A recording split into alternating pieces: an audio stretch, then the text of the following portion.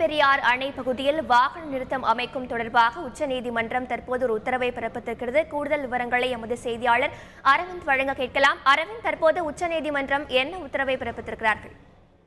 அதாவது கேரள மாநில அரசை எடுத்துக்கொண்டால் முல்லை பெரியார் அணை பகுதியில் குமுளி டவுன் என்ற இடத்தில் ஒரு வாகன நிறுத்தத்தை அமைக்க திட்டமிட்டிருந்தது. இந்நிலையில் இதனை எதிர்த்து தேசிய பசுமை தீர்ப்பாயத்தில் தமிழக அரசானது வழக்கு தொடர்ந்திருந்தது.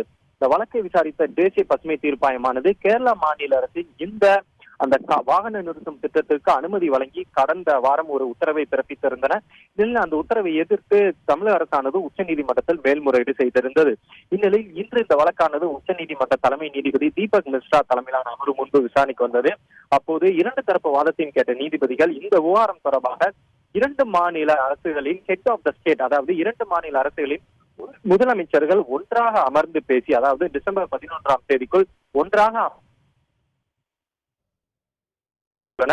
அதே போல கேரள மாநில அரசின் இந்த திட்டத்திற்கு அனுமதி வழங்கிய அந்த தேசிய பசுமை தீர்ப்பாயத்தின் தீர்ப்பை அமல்படுத்துவதற்கு அதாவது பிப்ரவரி 1 வாரம் வரை அந்த தீர்ப்பை நிறுத்தி வைப்பதாகவும் நீதிபதிகள் தற்போது உத்தரவாக பிறப்பித்துள்ளனர்.